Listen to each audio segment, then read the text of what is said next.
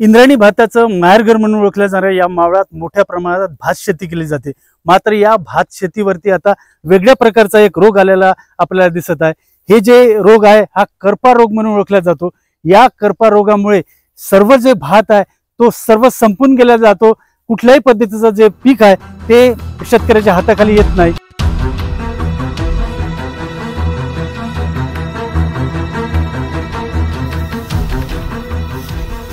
त्याच्यामुळे आता हे जे शेतकरी आहे चिंताग्रस्त झालेले आहे। इथल्या कृषी अधिकारी असेल किंवा इथल्या बऱ्याचशा लोकांना त्यांनी विनंती केली आहे की तुम्ही या आमच्या इथे इथल्या याची सर्वे करा, मात्र अजून कृषी अधिकाऱ्यांनी याच्याकडे पाठ फिरवलेली आहे। हातातोंडाशी आलेला हा घास जो आहे तो वर्षभर कसा चालवायचा, वर्षभर हे जे भात आहे ते आपण कसं वापरायचं, हा मोठा प्रश्न इथे या शेतकऱ्यांच्या हाती आलेला आहे।